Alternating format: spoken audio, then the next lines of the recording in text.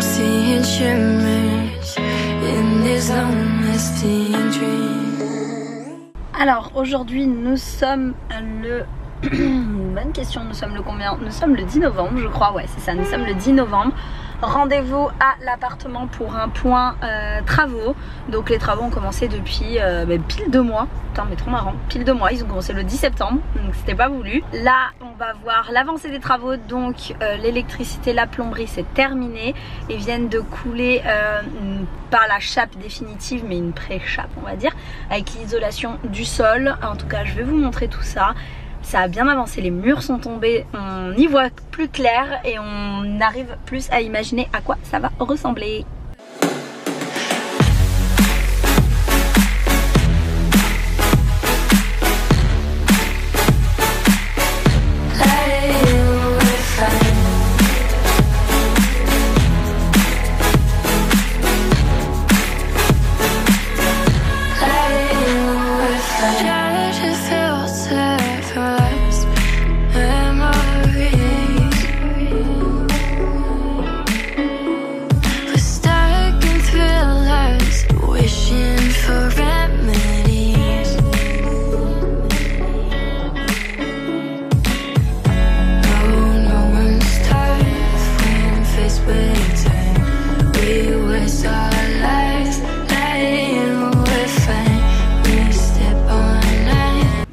Donc nous voilà dans l'appartement avec, comme je vous le disais tout à l'heure, on a fait tomber les murs qu'il fallait faire tomber, électricité, plomberie terminée. Ils sont en train de commencer à couler la chape, donc première couche de chape. Donc là je vous montre ça, c'est ce qu'il y a au sol après avoir enlevé le parquet. Donc c'était comme ça partout dans l'appartement. C'est comme ça que sont faits les haussmanniens, donc il y a des trous absolument partout, c'était un peu galère pour marcher. Mais donc là, pour vous remettre dans le contexte, ça c'est l'entrée et je vais vous réexpliquer au fur et à mesure parce qu'on a changé quelques trucs dans l'appartement depuis la première vidéo. Donc hop, on rentre ici dans le séjour. Donc là, par exemple, on peut voir la chape au sol qui a commencé à être coulée. Alors pour vous expliquer, c'est un mélange de ciment et de boules de polystyrène. Je pense qu'on les voit un peu là, voilà. Donc voilà, c'est un mélange de boules de polystyrène avec du ciment. Et en fait, donc ils mettent ça dans les trous. Ça permet de revenir à une chape droite et surtout d'isoler du bruit avec le voisin d'en bas tout simplement. Donc voilà, donc là on est dans la partie séjour. Donc le fameux mur dont on a beaucoup parlé dans la première vidéo, qu'on a fait tomber. Là faites pas attention parce qu'ici il y a une plaque là derrière, hein, une plaque de polystyrène. Mais ce mur qui nous a posé pas mal de problèmes parce que c'est un mur qui n'est pas porteur mais qui devient porteur avec le temps. Et vu qu'il soutenait je crois que ça faisait 12 mètres de long, en fait, même s'il n'était pas porteur et qu'il devient porteur avec le temps, il fallait absolument poser un IPN. Sauf qu'on ne pouvait pas poser l'IPN directement comme ça sous la moulure sur toute la longueur parce que en fait la moulure c'est juste du plâtre et ça tient pas, ça soutient pas le plafond quoi et le sol du voisin. Du coup la solution que mon entrepreneur a trouvée, c'est de garder cette partie de mur où il y a des poteaux en bois, tout ça à l'intérieur, c'est comme ça que sont faits les haussmanniens. Et on a posé l'IPN, comme vous pouvez le voir, juste ici dessus, ça repose sur le mur. Donc comme ça continue de soutenir. Là il va y avoir un coffrage blanc qui va cacher tout ça derrière après. Donc voilà pour la partie séjour, double séjour. Bon, il y a les sacs de ciment, on ne se rend pas bien compte du volume. Donc voilà, là on a la vue dans l'autre sens. Alors ces portes-là qui donnent dans le couloir, on va les enlever parce que du coup, pas trop d'intérêt de fermer la pièce avec le couloir parce qu'il n'y a rien de l'autre côté où on peut s'isoler du bruit. Donc on va condamner cette porte parce que aussi elle s'ouvre sur l'ouverture qui reste ici. Donc c'est un peu bizarre. Donc voilà, on va condamner la porte et il y aura une ouverture directe sur l'entrée qui ouvrira sur le séjour. Donc voilà, donc c'est ce que je vous disais, le poteau qui va rester ici. Je pense qu'on ne se rend pas bien compte avec la plaque de polystyrène qui est à côté. Mais d'un côté, ça ne nous dérange pas trop parce que ça fait une petite séparation entre les deux pièces et du coup, on va pouvoir poser contre ce petit mur une plante ou autre. Ça va pouvoir un peu délimiter les deux pièces. Donc là, toujours la cheminée qu'on garde ici, on a enlevé le miroir qui était très abîmé, mais de toute manière après il faut repeindre tout ça derrière. Donc miroir enlevé, la cheminée qu'on garde, hein, c'est celle qui ne fonctionne pas. Ici ça va être la salle à manger. On va passer direct à la cuisine, puisqu'on est, je crois que celle-ci, ouais, on n'arrive pas à l'ouvrir. On arrive dans la cuisine. Donc la cuisine, la pièce arrondie, changement par rapport à la première vidéo. On était encore sur des interrogations, on ne savait pas trop comment, je vous avais montré un agencement, finalement on a complètement changé, on n'est plus du tout sur la même chose. Pour celles qui ont vu ça sur Instagram, j'ai montré les nouveaux plans 3D, d'ailleurs je vous les mettrai dans la vidéo.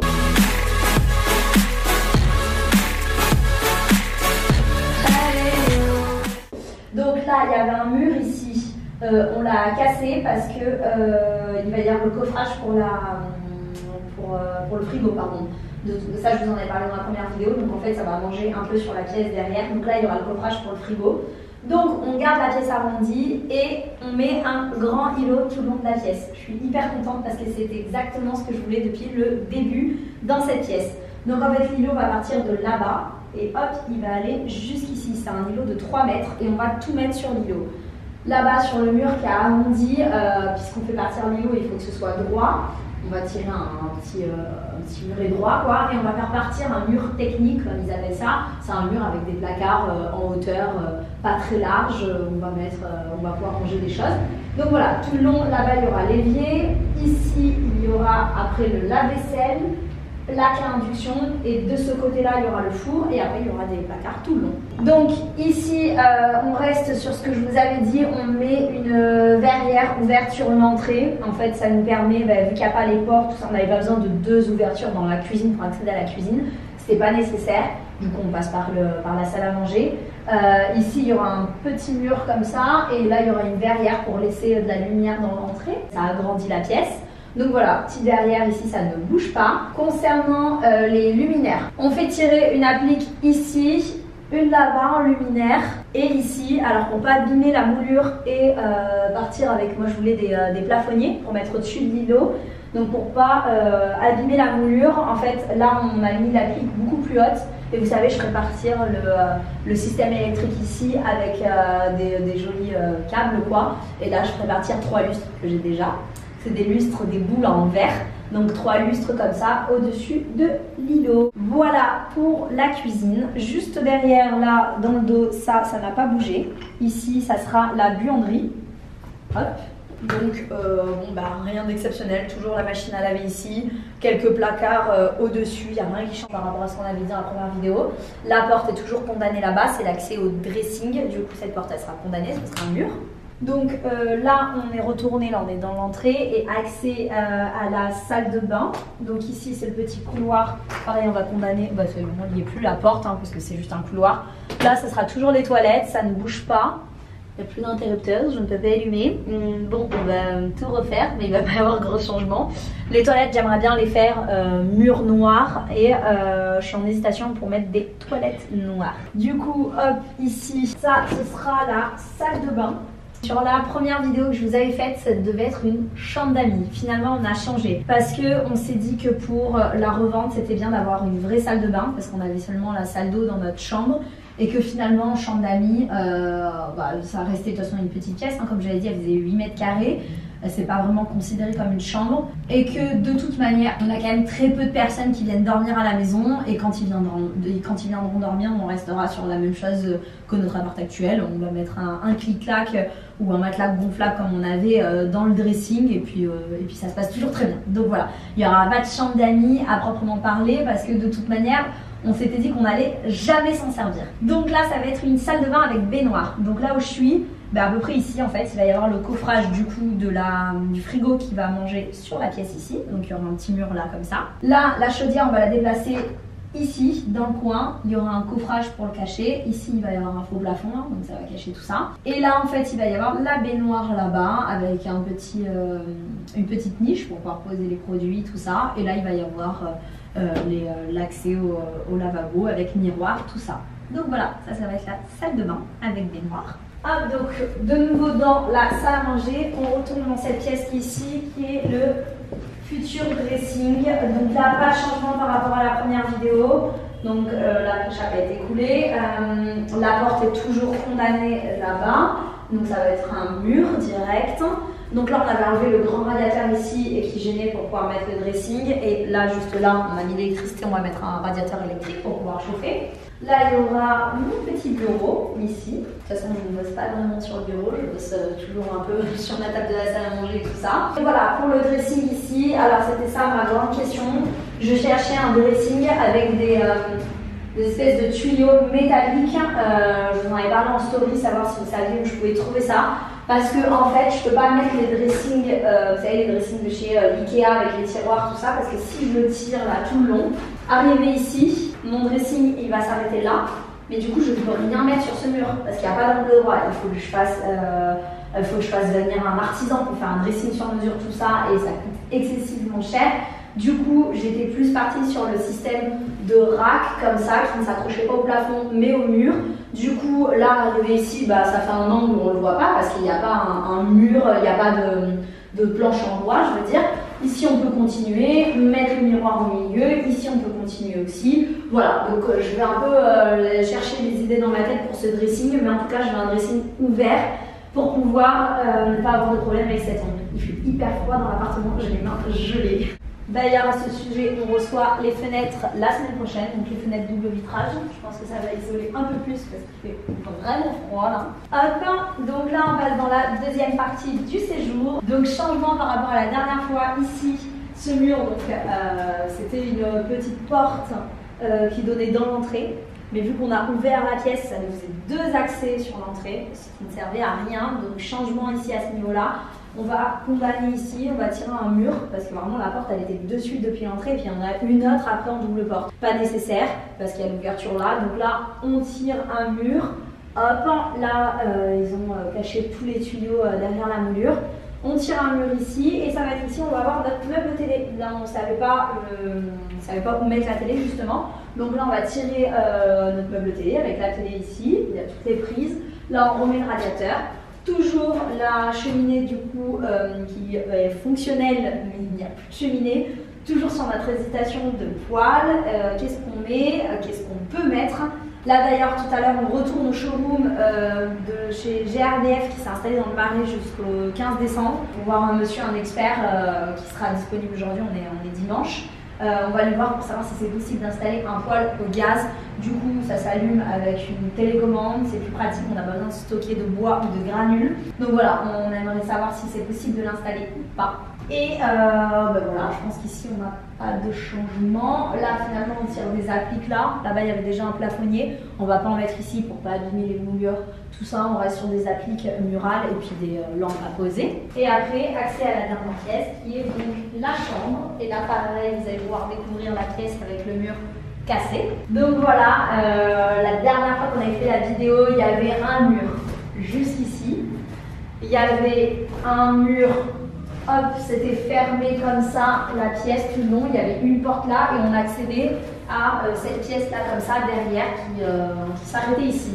Donc, comme je vous l'avais expliqué, on a tout cassé, on va tirer une cloison, on va laisser une ouverture ici là, et on va tirer une cloison comme ça, droite, tout le long, qui va rejoindre là, ce mur là. Ça va être la tête de lit.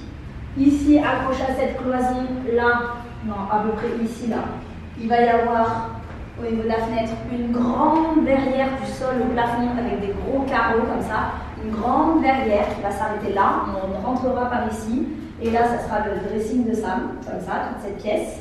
Et donc là, comme je vous disais, ici il va y avoir un mur, ça va être la tête de lit, on rentrera par ici et là ce sera notre salle d'eau. Donc normalement, si ça ne bouge pas, donc là il va y avoir des petites niches pour pouvoir poser pareil des produits de beauté et cacher tout le système de plomberie. Et la douche, elle va faire comme ça sera un peu un angle. Ici, il va y avoir une porte de douche classique. Le meuble, je crois qu'on peut mettre un meuble de 95 cm, donc un petit meuble de salle de bain. Là, on va tirer un mur droit ici. Il y aura le sèche-serviette. Et après des petits rangements là, avec des petites niches aussi pour pouvoir faire du rangement. Donc voilà pour le tour de l'appartement et le petit update sur les travaux et les changements qu'on a entrepris depuis la première vidéo. De toute manière, je vous ferai encore une vidéo sur l'avancée des travaux. Je vais poster celle-ci comme ça. Comme ça, vous savez un peu où on en est parce que je vous donne pas trop d'explications sur tout ça parce que ça va vite quand même. Pour le moment, on n'a pas du tout de retard sur les travaux. On est content. Là, les prochaines étapes, ça va être donc pour l'électricité, c'est terminé. Les projets de maçonnerie et du coup réinstaller les petits murs où il faut mettre des murs, tout ça. Donc là, ça va être la maçonnerie. Donc comme je vous disais, on reçoit les fenêtres la semaine prochaine. Ils les installent la semaine suivante. Donc on sera plus vers la dernière semaine de novembre. Fenêtre installée et puis après ça s'enchaîne. Il y a un monsieur qui va venir pour rattraper les moulures parce que dans la partie salle à manger il y a pas mal de moulures qui sont abîmées parce qu'avant il y avait tout le système électrique et plomberie qui était apparent. Du coup ils avaient abîmé, ils avaient cassé des moulures à certains endroits, donc voilà, pour essayer de rattraper les moulures.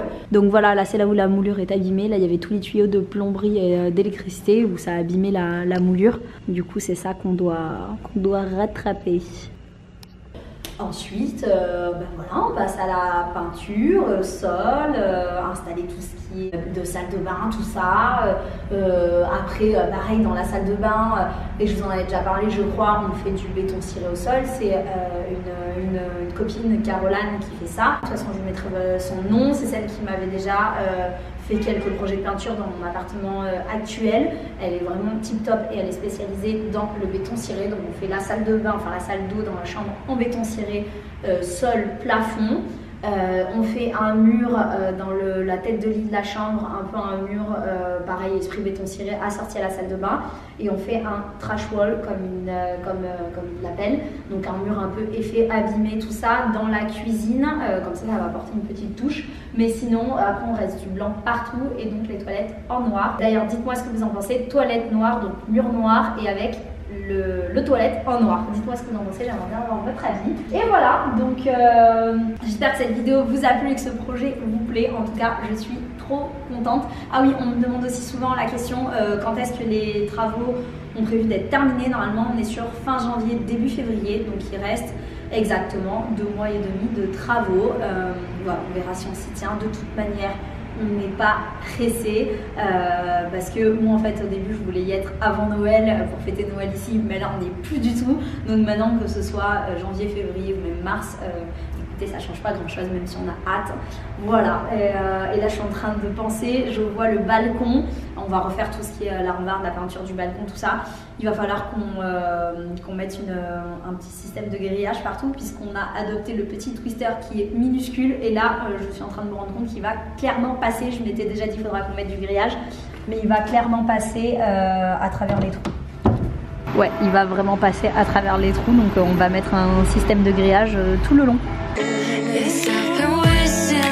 Most of my life watching Princess